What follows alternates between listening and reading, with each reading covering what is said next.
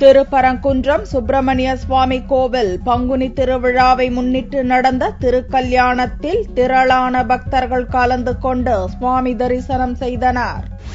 அறுபடை வீடுகளில் முதல் படை வீடான திருப்பரங்குன்றம் சுப்பிரமணிய சுவாமி திருக்கோவிலில் நடக்கும் முக்கிய திருவிழாக்களில் ஒன்றான பங்குனி திருவிழா மார்ச் 17ஆம் தேதி கொடியேற்றத்துடன் துவங்கியது.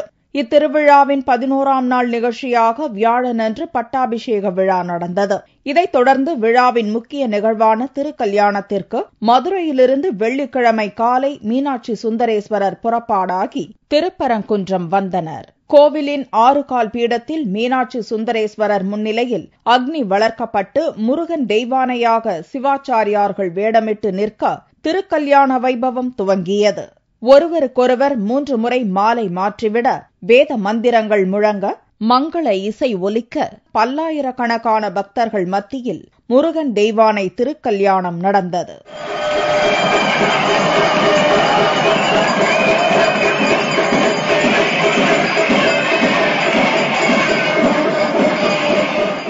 மணமக்களான சிவாச்சாரியார்கள் அக்னி தீர்த்தத்தை வலம் வந்தனர். தெய்வானை கழுத்தில் சிவாச்சாரியார்கள் திருமாங்கல்யத்தை அணிவித்த போது அங்கு கூடியிருந்த திருமணமான பெண்கள் தங்களுக்கு தாங்களே புதிய திருமாங்கல்யத்தை அணிந்து கொண்டனர். நாங்க வருஷம் வருவோம் இந்த ஃபங்க்ஷனுக்கு.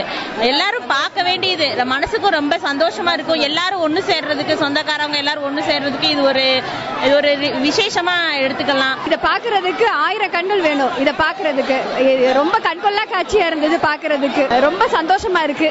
முருகன் தெய்வானை திருமண விழாவை காண்பதற்காக மதுரை மற்றும் பல்வேறு மாவட்டங்களிலிருந்து ஆயிரக்கணக்கான பக்தர்கள் வந்திருந்தனர். பங்குனி திருவிழாவின் முக்கிய நிகழ்வாக சனிக்கிழமை அன்று காலை தேரோட்டம் நிகழ்ச்சி நடக்கிறது.